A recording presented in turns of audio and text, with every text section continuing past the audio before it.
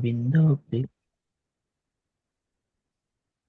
जगद्दत्तयो प्रियाय शोचन्त्य आत्मजान् हतान्. After reaching his own camp, Arjuna, along with his dear friend and charioteer Sri Krishna, entrusted the murderer unto his dear wife, who was lamenting for her murdered sons. Purport. The transcendental relation of Arjuna with Krishna is of the dearmost friendship. In the Bhagavad Gita, the Lord Himself has claimed Arjuna as his dearmost friend.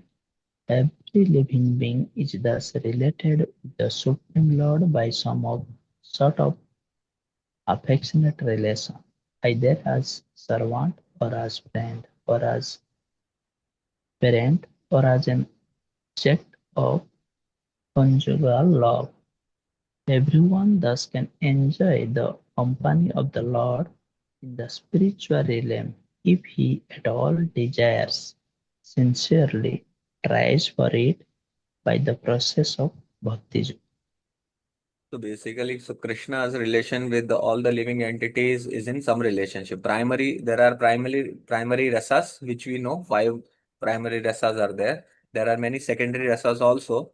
So primary rasas are like शांतरस, दास्य रस, सख्य रस, वात्सल्य रस और माधुर्य रस. तो कोई भी भक्त इनमें से किसी भी एक रस में भगवान के साथ अपने संबंध को स्थापित कर सकता है और भगवान उसके साथ उसी प्रकार से व्यवहार करते हैं. और कृष्ण ने अर्जुन के लिए कहा भक्तोसी में सखा चेती, कि आप मेरे भक्त हैं और मेरे सखा भी हैं.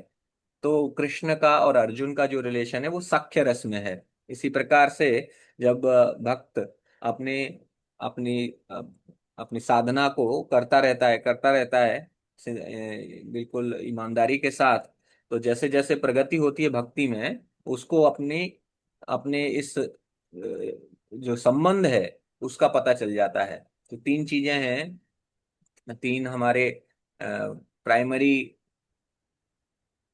जो जो कैरेक्टरिस्टिक्स हैं भक्ति में, वो है संबंध, अभिधेय और प्रयोजन. तो संबंध मतलब पहले हमें अपने संबंध का ज्ञान होना है भगवान के साथ. अभिधेय है जो हमारी साधना है, और प्रयोजन है जब हमारी साधना का अंत आएगा तब हमें जो साक्षात्कार होगा भगवान का, वो प्रयोजन है. तो भगवान की भक्ति इसीलिए हम लोग करते हैं कि एक दिन हमें अपने संबंध का ज्ञान हो जाएगा. 1.7.42 तथा हृतं पशुवत् पाशबद्ध अवाङ्गमुखं कर्म जुगुप्सितेन निरीक्ष्य कृष्णापकृतं गुरोः सतं वामस्वभावा कृपया ननाम च. Translation purport by His Divine Grace A.C. Bhaktivedanta Swami Prabhupada. Shri Sutta Goswami said, Draupadi then saw Ashwatthama, who was bound with ropes like an animal and silent for having enacted the most inglorious murder. Due to her female nature and due to her being naturally good and well behaved, she showed him due respect as a Brahmana. Purport. Ashwatthama was condemned by the Lord himself and he was treated by Arjun just like a culprit, not like the son of a Brahmana or teacher. But when he was brought before Srimati Draupadi, she, although be grieved for the murder of her sons, and although the murderer was present before her, could not withdraw the due respect generally offered to a Brahmana or to the son of a Brahmana. This is due to her mild nature as a woman. Women are as a class are no better than boys and therefore they have no discriminatory power like that of a man. Ashwatthama proved himself to be an unworthy son of Dronacharya or of a Brahmana, and for this reason he was condemned by the greatest authority, Lord Sri Krishna, and yet a mild woman uh, could not withdraw her natural courtesy for a Brahmana. Even to date, in Hindu family, a woman shows proper respect to the Brahmana caste. Our fallen and highness, a Brahma Bandhu may be, but the men have begun to protest against Brahma Bandhus who are born in families of good Brahmanas, but by action are less than Shudras. The specific word used in this shloka is Vama Swabhava, mild and gentle by nature. A good man or woman accepts anything very easily, but a man of average intelligence does not do so. But anyway, we should not give up our reasons and discriminatory power just to be gentle. One must have good discriminatory power to judge a thing on its merit. We should not follow the mild nature of a woman and thereby accept that which is not genuine. Ashwatthama may be respected by a good natured woman, but that does not mean that he is as good as a genuine Brahmana. तो ये जो तात्पर्य है बहुत important है actually. कई बार शिल प्रभुपाद के बारे में कहा जाता है प्रभुपाद स्त्रियों की बड़ी निंदा करते हैं अपने तात्पर्यों में, स्त्रियों को हमेशा निम्न दिखाते हैं पुरुषों की तुलना में। परंतु यहाँ पर अगर देखा जाए तो हमारे शास्त्रों के अनुसार भी ऐसा कोई निंदा नहीं है, ये केवल ये है कि स्वभाव किस प्रकार से भिन्न है, एक स्त्री और पुरुष का क्या स्वभाव होता है वह अलग अलग बताया गया है। तो जो स्त्री स्वभाव है, ये स्त्री स्वभाव आवश्यक नहीं है कि स्त्री शरीर में जो है उसके ही साथ हो, ये पुरुष शरीर में भी किसी व्यक्ति के साथ स्त्री स्वभाव हो सकता है। तो जो स्त्री है वो एक स्वभाव है। तो व्यक्ति हो सकता है पुरुष के शरीर में हो पर उसका स्वभाव स्त्री के तरह हो। तो वह भी इसी प्रकार से जैसे आप देखते हैं गलिबल मासेस, आप देखते हैं कि बहुत सारे साधु संत समाज में ऐसे जो जो साधु का एक चोला ओढ़ के आते हैं, चोगा पहन के आते हैं और पूरे समाज को धोखा देते हैं। ऐसे अनेक अनेक अनेक साधुओं के हमने उदाहरण देखे अपने समाज में, और उनके साथ लाखों लाखों की भीड़ भी जुटी रहती है। और ये सभी लोग वो गलिबल मासेज हैं जो स्त्री स्वभाव के हैं। स्त्री स्वभाव क्या है कि उन्होंने देखा है कि एक साधु जो है साधु वेश में कोई आया है तो वो तुरंत ही उसको सरेंडर कर देते, बट वो साधु की मेरिट नहीं देखते कि वास्तव में साधु जो है वो साधु कहलाने के योग्य है या नहीं है। और यहाँ पर ब्राह्मण का पुत्र होने के बावजूद अश्वत्थामा ने जो कृत्य किए वो किसी राक्षस से भी ज्यादा खराब थे। इवन दुर्योधन भी नहीं चाहता था कि बच्चों की इस प्रकार से हत्या की जाए। तो ऐसे व्यक्ति के प्रति सम्मान व्यक्त करना ये कहीं की बुद्धिमत्ता नहीं बताई गई है। तो इसलिए द्रौपदी का या स्त्री स्वभाव जो यहाँ पर चर्चा की गई है वो ये है कि हम अगर अपनी डिस्क्रिमिनेटरी पावर, हमारी जो शक्ति है गलत और सही में भेद करने वाली शक्ति, अगर उसका पूर्णतः उपयोग ना करें और हम भावुक होकर जो समाज की रीतियां हैं उनका पालन करते रहें, भावुक होकर हम किसी भी वस्तु को, विषय वस्तु को स्वीकार करते रहें, हमारे माता पिता बहुत सारे रीति रिवाज हमको बताते हैं और हम उनका पालन करते रहते हैं बिल्कुल जैसा कहा जाता है वैसा, परंतु हम कभी क्वेश्चन नहीं करते। आज का समाज ये क्वेश्चन करता है, लेकिन आज का समाज भी क्वेश्चन करता है, आजकल के जो मॉडर्न यूथ है वो क्वेश्चन करते हैं, इसीलिए they are dissatisfied with their religion. अगर if they don't get answers then they get dissatisfied with their religion. So once they come in contact with the devotees of ISKCON, then they get the discriminatory power and they find out the real answers to their questions कि हम कोई भी चीज, why we do what we do, जो हम करते हैं वो क्यों करते हैं आखिर। तो हमारे भारतीय समाज में ये प्रथा रही है कि जो चीज चली आ रही है उसको वैसे ही स्वीकार कर लेते हैं, बट अभी जैसे जैसे मॉडर्न थिंकिंग बढ़ रही है वैसे वैसे लोग क्वेश्चन भी कर रहे हैं कि क्योंकि बहुत सारी चीजें, जैसे मैं अभी पढ़ रहा था कि रीति जब गोवर्धन लीला की बात चल रही थी तो भगवान खुद कहते हैं क्या ये लोक जो रीति चल रही है उसके हिसाब से आप पूजा कर रहे हैं क्या, इंद्र पूजा जो कर रहे हैं, क्योंकि समाज में कई बार ऐसी चीजें चालू हो जाती है जिसका कोई बेसिस नहीं है। तो इसी प्रकार से हमारे समाज में बहुत सारे पूजा पाठ पद्धति ऐसे जिनका कोई बेसिस नहीं है या जिनका कोई अनरीजनेबल एक्सप्लेनेशन ऐसा होता है।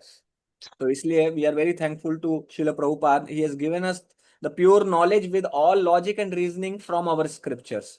तो let us not be of वाम स्वभाव, जो यहाँ पर कहा गया वाम स्वभाव होने से क्या है, mild and gentle by nature is good, आप रह सकते हैं वाम स्वभाव, लेकिन अपना जो इंटेलिजेंस है उसको सरेंडर नहीं करना है। तो surrender with intelligence, not surrender your intelligence. जैसा कि कहते हैं कि आप इंटेलिजेंस के साथ सरेंडर कीजिए। इसे एक्चुअली शास्त्र बहुत क्लियर है, शास्त्र कहते हैं कि अगर कोई साधु शास्त्रों के विरुद्ध वचन देता है, बोलता है, तो उसको तुरंत त्याग देना चाहिए। तो गुरु साधु शास्त्र ये तीनों मैच होते हैं हमेशा। और अगर इन तीनों में कहीं पे कुछ कमी आती है, अगर साधु नहीं बोलता है जो शास्त्र बोलते हैं या गुरु बोलते हैं, या गुरु नहीं बोलता है जो साधु और शास्त्र बोलते हैं, तो ऐसे व्यक्ति को त्यागा जा सकता है, ऐसे गुरु को भी त्यागा जा सकता है। ये शास्त्रों में वर्णन किया गया है, it is allowed. Okay, next somebody wants to read. हाँ, यस प्रभु जी। उवाच चासहन्त्यस्य बन्धनानयनं सति मुच्यतामेष ब्राह्मणो नितरां गुरु. Translation: She could not tolerate Ashwathama being bound by ropes, and being a devoted lady, she said, release him, for he is a Brahmana, our spiritual master. Purport: As soon as Ashwathama was brought before Draupadi, she thought it intolerable that a Brahmana should be arrested like a culprit and brought before her in that condition, especially when the Brahmana happened to be a teacher's son. Arjuna arrested Ashwathama, knowing perfectly well that he was the son of Dronacharya. Krishna also knew him to be so. But both of them condemned the murderer without consideration of his being the son of a Brahmana.